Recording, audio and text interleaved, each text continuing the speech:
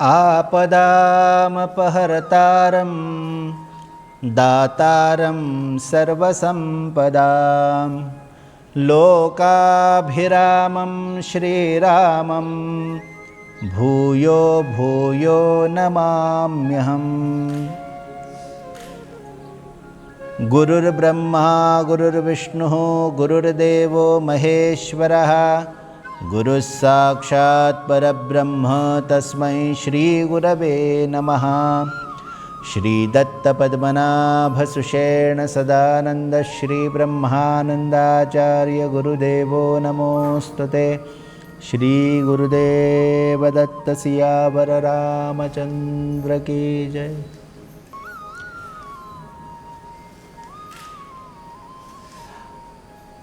आप सब राम भक्तों को, हिंदू समाज को प्यार भरा जय सच्चिदानंद। बड़ा उत्साह का आज दिन है। उत्साह मनाने का जो औचित्य है वो भी आज विशेष है। आज के शुभ दिन अयोध्या में, जहाँ जिस धरती पर प्रभु रामचंद्र जी ने ये काया धारण की, शरीर धारण किया, खुद नारायण स्वरूप होते हुए भी मनुष्य जन्म, मनुष्य के समान शरीर धारण किया, ऐसे हमारे प्रभु रामचंद्र जी के जन्म स्थान पर भव्य राम मंदिर निर्माण का जो शिलान्यास समारंभ हुआ, उसको आज 1 संवत्सर पूर्ण हो रहा है। आज हम उसका वर्धापन दिन मना रहे हैं। वैसे तो ये आज का दिन इसके लिए भी महत्वपूर्ण है कि आज अयोध्या में प्रभु रामचंद्र जी का जो जन्म स्थान है, जन्मभूमि है, वो भूमि दुष्टों ने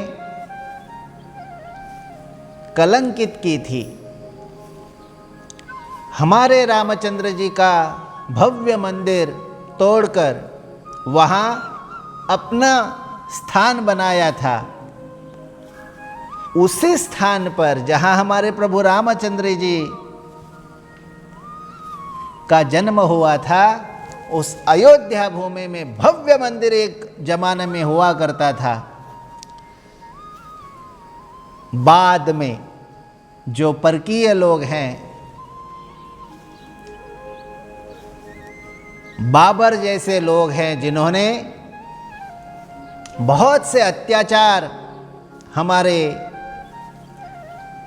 लोगों के ऊपर जिन्होंने किए, जिनका हमारे देश के लोगों ने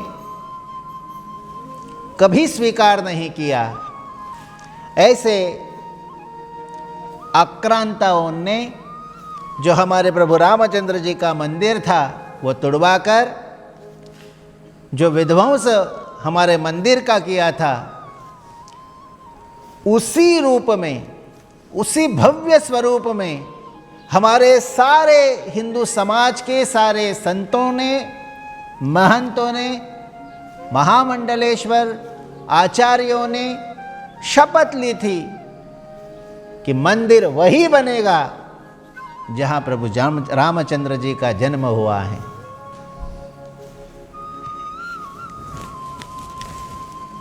राम लला हम आएंगे, मंदिर वही बनाएंगे, ये शपथ थी संतों की, और वो शपथ पूरी होने जा रही है। धीरे धीरे धीरे धीरे 1 साल हो गया है और बड़े अच्छे ढंग से हमारे देश के अभी के प्रधानमंत्री नरेंद्र भाई मोदी जी ने ये शिलान्यास समारंभ गत साल पूरा किया, उसको आज 1 साल पूरा हो रहा है। हमारे गुरुदेव सद्गुरु ब्रह्मानंदाचार्य जी महाराज श्री ने ये संकल्प किया था कि जब तक प्रभु रामचंद्र जी का मंदिर वहाँ न बन जाए तब तक ये जो रामचंद्र जी के कारण जो आंदोलन खड़ा हुआ है उसको हमारे पीठ की ओर से हम सदा राम कार्य के लिए काम करते रहेंगे। धीरे धीरे वो मंदिर का स्वरूप हमारे आँखों के सामने आ रहा है और महाराज श्री ने तो अपनी जितनी आयु थी उतनी सारी आयु इस राम कार्य के लिए उन्होंने समर्पित की थी। उन्हीं का सपना, उन्हीं का स्वप्न जो है वो साकार हो रहा है और हमारे महाराज श्री जैसे कितने बड़े बड़े संत हैं उनका सबका स्वप्न जो है वो साकार होने जा रहा है। हम सब लोग जिस प्रभु रामचंद्र जी का भव्य मंदिर देखना चाहते हैं वो हमें बस मंदिर नहीं चाहिए था, हमें प्रभु रामचंद्र जी के मंदिर के साथ साथ हमारे सारा जो देश हैं जिन पर ये आक्रांताओं ने आक्रमण करके हमारी जो मूल संस्कृति थी उसको उन्होंने जो नष्ट ध्वस्त किया था उनको दोबारा हमें यहाँ प्रतिष्ठापित करना ये हमारा उद्देश्य है। और इसी के कारण हम ये मंदिर निर्माण का आंदोलन में उतरे थे और ये आंदोलन यशस्वी हुआ है। हम हिंदू बड़े प्रसन्न हैं क्योंकि हमारा जो ध्वस्त किया मंदिर और फिर से अभी बन रहा है ये हमारा हक है जो हमें मिलने के लिए साल लग गए, 400-500 साल लग गए। ये हमारा जो अस्तित्व है वो हमें खड़ा करने के लिए आज का यानी 1 साल हो गया उसका निर्माण का जो कार्य है वो प्रारंभ हुआ है। यदि राम आपको पसंद नहीं है तो ये देश आपको कभी पसंद नहीं करेगा। यदि आपको राम पसंद है तो ये देश आप ही का है। और आज हम समझ सकते हैं कि जिनको प्रभु रामचंद्र जी ने ये कार्य समर्पित किया है, कार्य करने के लिए संधि हमें मिली है, वो हम सब लोग हैं। हम सब लोगों को ये सोचना चाहिए कि प्रभु रामचंद्र जो हैं वो हमसे कार्य पूरा करना चाहते हैं। इसलिए ये जो छोटे छोटे बच्चे यहाँ बैठे हैं, अपने घर में बैठे हैं, उन सारे बच्चों के सामने हम लोगों को आज रामायण सिखाने की आवश्यकता है। उनके दिमाग में राम घुसाने की आवश्यकता है, उनके हृदय में राम को बसाने की आवश्यकता है और ये काम हम सब लोगों को करना है। वैसे तो बहुत कठिन काम है आज के ज़माने में, लेकिन यदि ये काम हम नहीं करेंगे तो एक दिन ये भारत देश हिंदुओं का नहीं रहेगा। हम अपना अस्तित्व मिटा कर रहेंगे यदि रामायण या राम हमने हमारे बच्चों के दिमाग में नहीं घुसाया। आज के ज़माने में सारे जो मस्तिष्क चल रहे हैं, सारे विचार जो आ रहे हैं, जैसे रावण के विचार हैं वैसे विचार अभी दिमाग में लोगों के चल रहे हैं। हम सब लोगों को सोचना चाहिए कि यदि हमारे विचार अच्छे होने चाहिए तो हमें रामायण हमने अपने बच्चों को सिखाने की आवश्यकता है। हमें राम अपने बच्चों, राम आदर्श है, इस देश का ही नहीं विश्व का आदर्श प्रभु रामचंद्र है। प्रभु राम जी का जो चरित्र है वो रामायण है। आप रामायण पढ़िए, अध्यात्म का शिखर प्रभु राम है। ये देश आध्यात्मिक लोगों की भूमि है, ये तपस्या की भूमि है, ये तपस्या करने वाले तपःपुत ऋषि मुनियों की भूमि है। और राम राजा होते हुए भी, भगवान होते हुए भी उन्होंने सदा संतों का सम्मान किया है, तपःपुत ऋषि मुनियों का सम्मान किया है। वाल्मीकि ने रामायण लिखा, उन्होंने वैसे ही जीना पसंद किया। ये है प्रभु राम जी की विशेषता। जो जो साधु संत बोलेंगे वैसे ही जीवन जीना।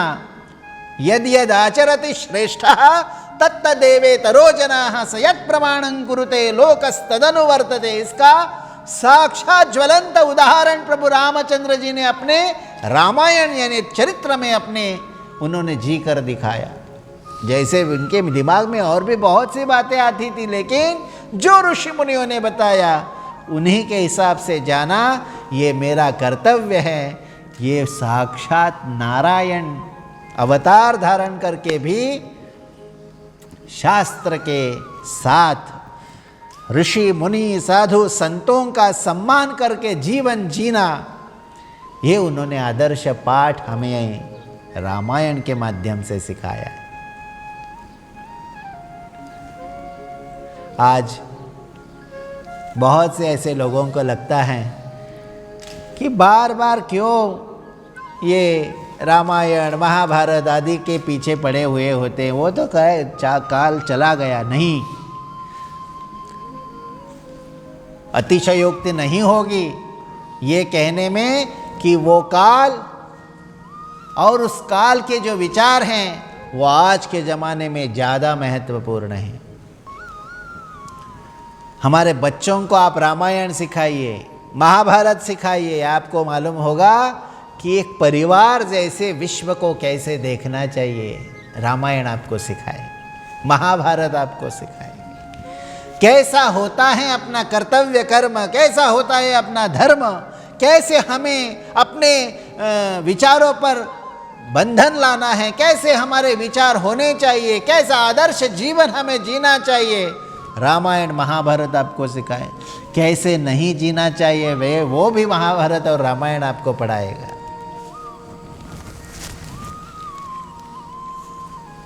छोटे छोटे बच्चे, लव और कुश जैसे बच्चे प्रभु रामचंद्र जी की कथा गाते हैं, रामायण गाते हैं, लेकिन प्रभु रामचंद्र जी को मालूम नहीं है कि ये जो छोटे छोटे बच्चे हैं वो मेरे खुद के बच्चे हैं। सारे दुनिया को जाकर ये जो लव और कुश हैं वो अपने गुरु उनके आदेश से लोगों को रामायण बताते थे और बताते थे कि ये जो देवी है सीता मैया वो कितनी परेशानियां झेल रही हैं, कितनी कठिन परिस्थिति में वो जी रही हैं। जो साक्षात प्रभु राम की अर्धांगिनी है, पत्नी है, देवी है, फिर भी इतना कठिन समय, इतना कठिन जीवन उनको सहना पड़ रहा है। वो बेचारे छोटे छोटे ये बालक रामायण के माध्यम से लोगों को बताना चाहते थे और गांव गांव घर घर जाकर वो रामायण लोगों को बताते थे कि कैसे हमें जीवन जीना है, कैसे हमें अपना चरित्र संभालना है, कैसे हमें विनम्रता सीखनी है, कैसे हमें उद्दंड नहीं होना है। ये सारे बातें छोटे छोटे बालक जो गुरु ने उनको सिखाया वो गांव गांव में जाकर बोलते रहे। तो ये वार्ता जो है वो वार्ता सब जगह पर जाने पर प्रभु के दरबार में ये दोनों बच्चे जो हैं वो रामायण गाने के लिए आने लगे और धीरे धीरे रामायण वो साक्षात प्रभु राम को सुनाते थे।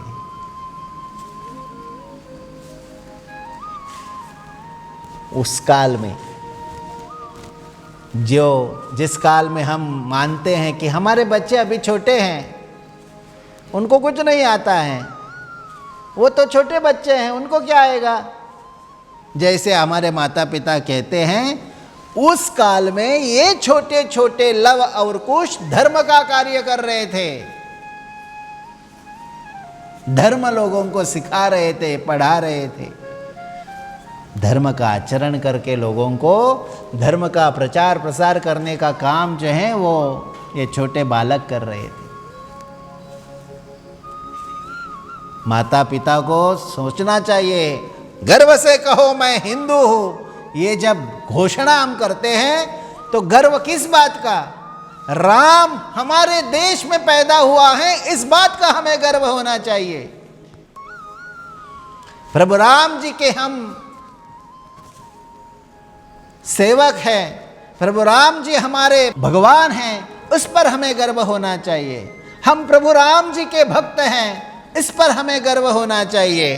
और ये इसलिए हम हिंदू होने के ऊपर गर्व करते हैं, गौरव महसूस करते हैं, क्योंकि इस धर्म में, इस हिंदू धर्म में प्रभु राम जी ने जन्म लिया है, कृष्ण ने जन्म लिया है, परशुराम जी ने जन्म लिया है, भगवान खुद इस धर्म में जन्म ले चुके हैं। इसलिए हम बड़े भाग्यशाली और हमें सौभाग्यशाली मानते हैं, क्योंकि भगवान ने इस धर्म में जन्म लिया है। ये धर्म इसलिए भी श्रेष्ठ है क्योंकि आप लोग देखिए, सारे दुनिया भर आप लोग जाइए, जहां जहां हिंदुओं का राजा होगा वहां सब धर्म के लोग आराम से रहते हैं, किसी को कोई चिंता नहीं होती।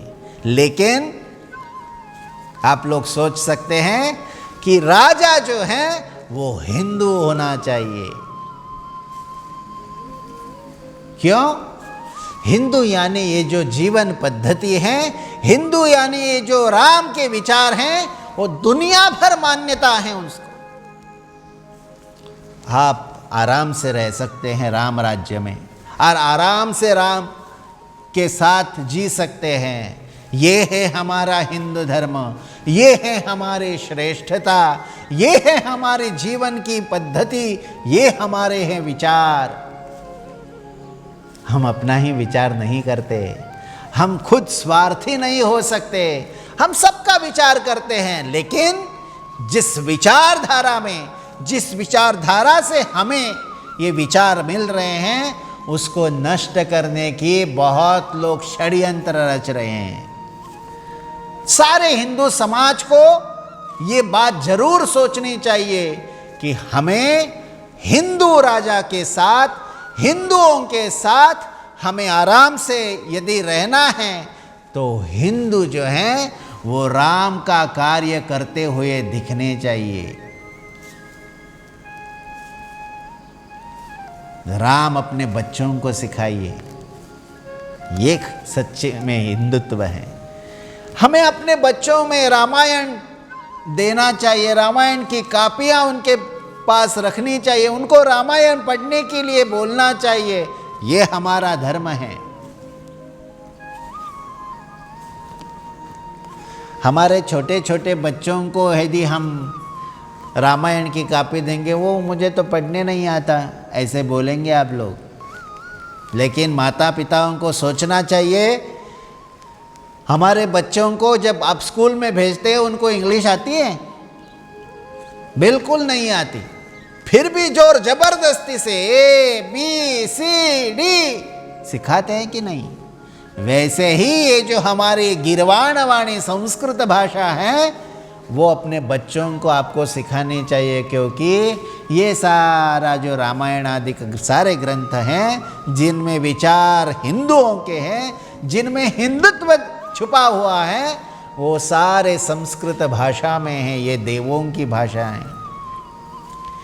ये भी आप लोग पढ़ाइए, सिखाइए अपने बच्चों को।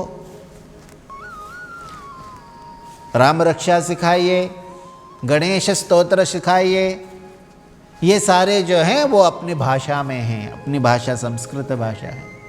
ये संस्कृत भाषा सारे भाषाओं की जननी है। इसलिए आज भी, अभी भी हमें अपने बच्चों को संस्कृत भाषा सिखाने की आवश्यकता है। हमें अपने बच्चों को हमारे जो ग्रंथ हैं वो ग्रंथ उनके सामने हमें रखने चाहिए। और इसमें कितनी भी कठिनाइयाँ आए, जैसे प्रभु रामचंद्र जी का मंदिर बनवाने के लिए 400-500 सालों से ये आंदोलन चल रहा है, लेकिन आज 2020 में हम उसका कार्य जो है वो बनते हुए देख रहे हैं। वैसे ही समय लगेगा, बहुत समय लगेगा, लेकिन यदि हम लोग इकट्ठा हो गए, हम लोगों ने यदि ठान लिया कि मेरे घर में, मैं जिस कुल में पैदा हुआ हूँ उस कुल में मैं रामायण मेरे बच्चों को सिखाऊंगा, मैं मेरे बच्चों को राम रक्षा सिखाऊंगा, मैं मेरे बच्चों को संस्कृत भाषा सिखाऊंगा। गर्व हिंदुत्व के ऊपर करने वाले लोगों को मैं बताना चाहता हूं, बस अपने बच्चों को संस्कृत भाषा की ओर ले जाने से हमारे सारा हिंदुत्व धर्म जो है, हिंदू धर्म जो है, वो शिखर पर पहुंच जाएगा। बस एक संस्कृत भाषा हमें अपने बच्चों को सिखानी चाहिए। आज ये जो आनंदोत्सव हम मना रहे हैं, जल्द ही भगवान प्रभु रामचंद्र जी का भव्य राम मंदिर अयोध्या में खड़ा होगा, और वो जब तक खड़ा होगा तब तक हमारे जो छोटे छोटे बच्चे जो हैं वो भी मंदिर से कम नहीं है। ये छोटे छोटे बच्चे अभी भी छोटे हैं, लेकिन इनको यदि हमने प्रभु राम का शिक्षा दी तो ये भी प्रभु रामचंद्र जी के मंदिर बनते बनते ये भी भव्य बनेंगे और गर्व से कहेंगे कि मैं हिंदू हूं। ये है हमारा सच्चा राम मंदिर। हर एक बच्चा हमें साक्षात प्रभु राम जैसे बनाना है, हर एक बच्ची हमें सीता मैया जैसी बनानी है। ये हैं सच्चे में हिंदुत्व। सबको अच्छी दृष्टि से देखे, सबके अच्छे के लिए आप काम करें, यही सच्चा हिंदुत्व है। हमारा धर्म में ये सिखाता है। हाँ, चाहे कोई भी अपना अपना भगवान जो है वो मान ले, कोई बात नहीं है। हमारा जो रेफरेंस है, कांटेक्ट है, वो सारे भगवान के पास का है। कोई भी भगवान हो, आप किसी की भी उपासना करें, नमस्कार कहे, पूजा करें, आप किसी भी पंथ के हो, अलग अलग प्रकार से आप उपासना करते हो, चलेगा। हिंदू सबको मान्यता देता है, लेकिन ये सारे भगवान के भी भगवान, यही इस हिंदुत्व का श्रेष्ठतम विचार जो हमें गुरुओं से प्राप्त होता है। आज बच्चों को यदि हम लोगों को धर्म की बातें बतानी हैं तो ऐसे आदर्श पुरुष हमें उनके सामने खड़े करने की आवश्यकता है। हमें राम जैसे बनने की आवश्यकता है। बस ग्रंथों में सारा होने से नहीं होगा, हमें राम जैसे बनना है, हमें राम जैसे अपने बच्चे बनाने हैं, तभी ये संभव है।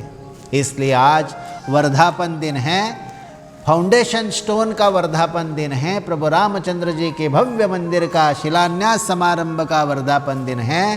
तो इस 5 अगस्त यानी इस तिथि को हम बड़े आनंद से मना रहे हैं। सारे अपने जितने भी हिंदू हैं उन सारे लोग ये उत्सव मना रहे हैं। हम लोग इस दत्त गुरुवार को श्री क्षेत्र तपोभूमि पर ये आनंद उत्सव मना रहे हैं। इस खुशी में आप सब लोगों को बहुत बहुत आशीर्वाद। आप सब लोग जो हैं वो राम को साथ लेकर राम का कार्य जो है करते रहिए, और हम आशा करते हैं कि प्रभु राम आप सब लोगों को ज़रूर संभालेगा। प्रभु राम आप सब लोगों के साथ हैं। राम का कार्य आप सदा करते जाइए और राम जी का आशीर्वाद लेकर अपना जीवन धन्य बनाइए। आप सब लोगों को बहुत बहुत आशीर्वाद। जय सच्चिदानंद। सियावर रामचंद्र के जय, पवन सुत हनुमान के जय। जय सच्चिदानंद।